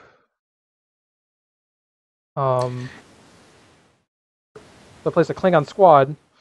These two groups would not fight each other, although this Klingon squad would attack me because I'm Federation. It's just kind of the way the engine is set up. Mm-hmm. some of these you'll have to do a little bit of trial and error work with to see, which mobs will fight each other, which mobs will only fight you, and things like that. And isn't there a chart someone made about that somewhere or other? Sure, it's not up to date anymore. If there isn't, we should make a chart. There is also, especially for the feds and the claydowns, we recently got some additions of specialty variations of it. For instance, we have a rogue Klingon squad, which will basically fight anybody, Klingon or otherwise. Or we've also got a non-combat Klingon squad who won't fight anybody. Or a Fed-aligned Klingon squad who has flipped allegiance and will fight Klingons, but help Federation. Yeah. And the same is true of the Federation groups. So very useful things depending on the story you're trying to tell. And there is an analog between this and Neverwinter, because Neverwinter has two menus here, which I'm discovering as I do this. NPCs, which just drops regular NPCs, and then encounters, which is combat mobs. So that's the equivalent of NPCs, NPC contacts, and NPC groups in the Stow Foundry. Yeah. There's several things that are in the Neverwinter Foundry that you can't drop on maps in Stow. One is traps. The other is teleporters. Yeah. Question quick, but before we move away from the NPC thing, is that in Neverwinter, is it possible to set up a 3-way or more fight? I am not certain. Possibly. I mean, I would say that different. There are different groups in Neverwinter. You can have like there's trolls everything from barbarians to lizard folk to undead pirates. I would assume that the way the cryptic engine in general is set up, that these are all probably their own faction. So if you put down two opposing groups from different factions, they will fight each other. Unless there's like sticking a some bunch story of orcs on a map with giant spiders or something like that. They might fight each other. Yeah, there's probably some where I bet you fighters and drow don't fight or something like that. Yeah, if there's a story reason why. I don't know enough about Neverwinter's Foundry to really definitively say whether that's true or not. But I wouldn't be surprised if there are a couple of groups that are designed to work together. That was one of the things that I was kind of curious about, because you mentioned that where you... I thought you mentioned something about where you can set the allegiance to whether they're hostile or friendly to the player. And one thing I was wondering is if in the Neverwinter Foundry, it's as simple as hostile or friendly, and there is nothing like it's strictly a player versus enemies thing, and the enemies never fight each other, or do they? Well, I know they've got more character behavior options than we do. You can check and see. I mean, anyone who's played this stuff, I will notice suddenly that there's a whole lot more properties under theirs. There's a whole bunch related to how it relates to items, and there's a specialty set of properties related to the profession of or class of the character or the player that we don't have.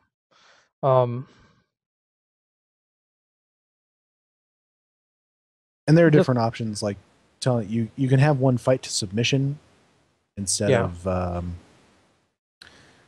fight until you kill it.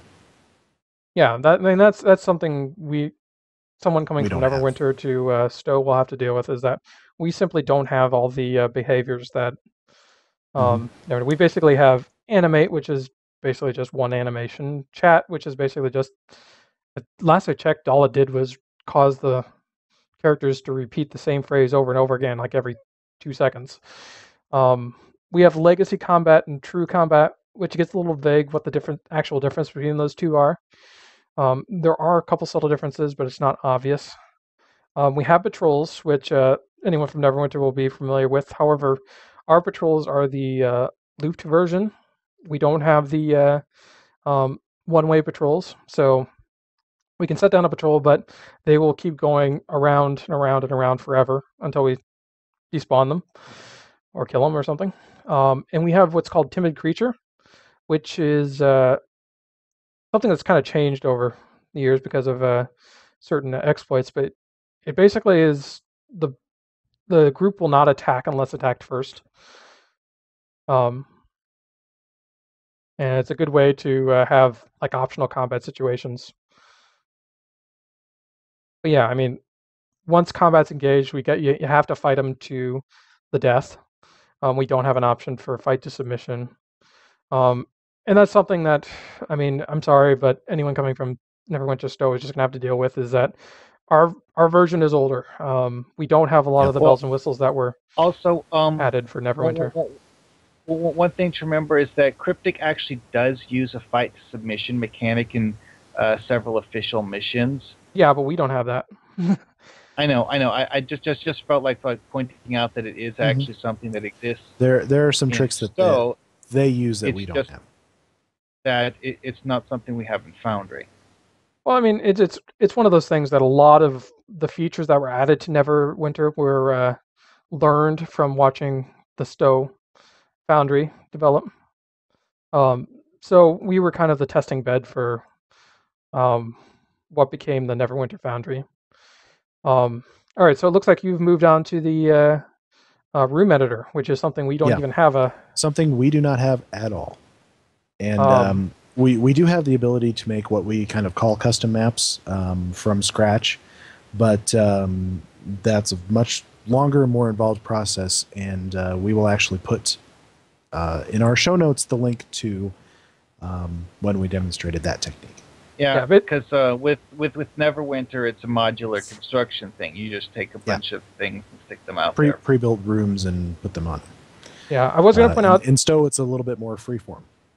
Well, I should say it's more unsupported. Would be a better way to describe it.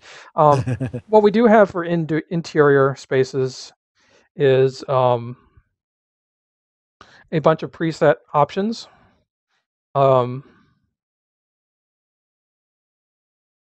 And there are a number of different things. And usually, if we say, for instance, really want to, nothing we have works, what we'll do is we'll take an existing map like this and do a kind of repurpose it or dress it up, and basically like place false walls and stuff around it. So let's say I can kind of work this floor in the shape, but I want to add some walls.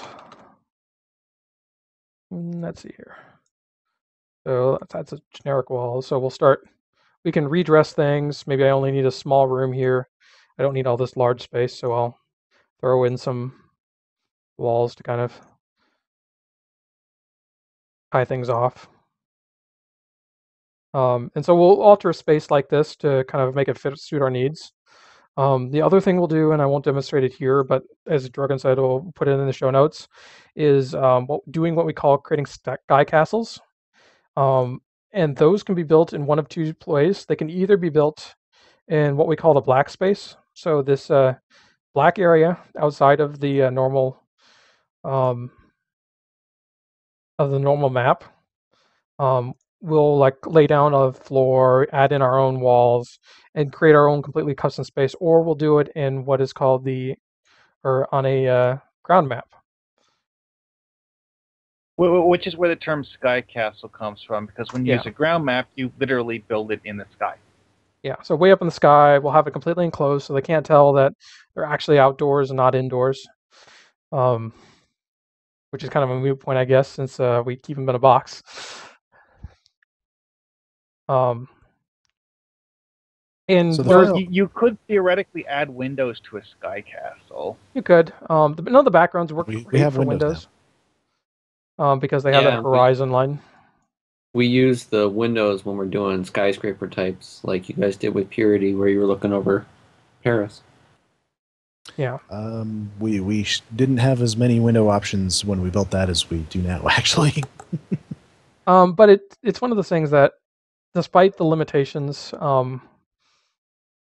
there have been some incredibly elaborate builds made in the Stowe Foundry, and it never stops amazing me, just the sheer creativity of this community to take what are essentially limitations and completely throw them out the window and say, no, we're going to do something completely custom, something completely grandiose, and doesn't matter if it's supported or not. We're gonna Well, build it anyway. like that one trick that Kirk Fat used, at least I think it was Kirk, in some of his missions when he was building sky castles to make, things that had a green kind of metallic looking floor. He took things that were buildings with flat roofs and used them for the floor, and built everything else so that you're standing on top of the roofs of buildings. Yeah, I mean, one other thing I should point out with the our editor is we do not have a 3D editor. I know in Neverwinter there is an option to basically enter a preview mode and adjust the position of objects in 3D while in preview mode. But we don't have that in Stowe. I mean, if we want to put a cup on a table, we have to place it in the 2D editor, and then we've got to figure out the Y value through trial and error. I'd really like to see that nudge her on a I would, curiosity. and it's something that the devs have talked about would be nice, but unfortunately, it's proven to be an incredibly time-consuming task for the developers to port over. So who knows when we'll ever see that. Yeah, and that's just kind of our curse is that we're the older brother, so they were able to learn and fix all of the problems they learned with us. I think what you'll find is that essentially the main difference is in the user interface. The menus are placed a little bit differently sometimes. Neverwinter has a lot more of the. I was trying to remember how to use the.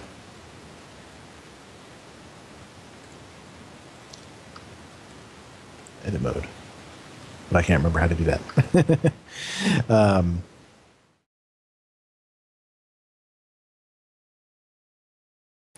And I'm not sure I even remember how to get back to the return to Foundry. There we go. It has a lot of more pop-up menus. So say if I click on there, a menu pops up. Things like that, this data, like, the positioning data, that is always there. Those menus are always up and visible in the Stowe Foundry. Yeah, I mean, in Stowe's Foundry, you'll find all of your properties down here in the bottom pane. Your list on the side with tabs of all the different types of objects you can place. Obviously, if you want to, you can actually hide the properties pane. Yes. And unhide it when you want to look at the properties of an object. However, this is a somewhat complicated manual process and not as simple as clicking an X. No, there's a little button here along the border that looks like a small arrow, and you can use that to snap close. I guess we don't have one for the properties window, but yeah, you can do it for all three of those menus. You can minimize the list of objects for the advanced tools on the bottom, and I think the map list as well. You just click and drag them almost all the way to the edge and they'll minimize. Yeah, so we can definitely expand the space to work on it. And you'll find some of the buttons are in different places, but there's still a lot of similarities, a lot of the same options. I mean, the snap to grid and snap to grid rotation, snap to rotation angle, those are all in the same place. And the basic structure of it, where you lay down some maps, you put things on those maps, and you place objectives for things on those maps, and then you publish it. I know also that Neverwinter's interior editor has a auto-populate function, and I don't have any experience about how effective that actually is, but we don't have anything like that here. Personally, I'm not a big fan of automations, so I'm not sure. So I don't think I would use it even if we did have it. I don't even know where that is. I think it's in the interior editor. I want to say try selecting a room. might have to go into the room edit mode.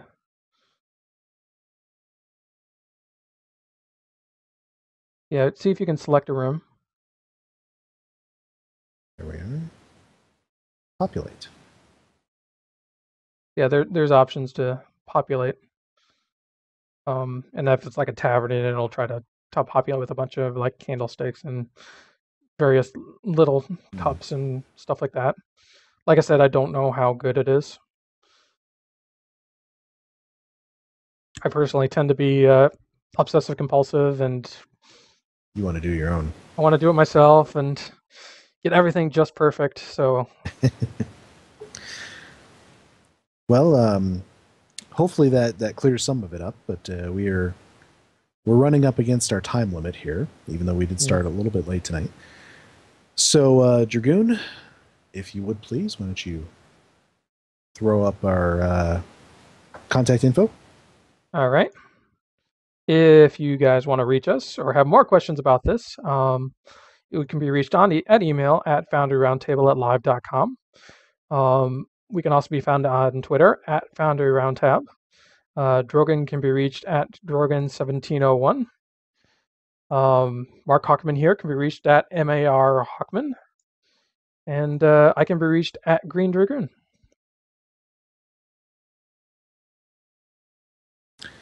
Fantastic. Well, we will say goodnight then. All right. Good night, everyone. Good night.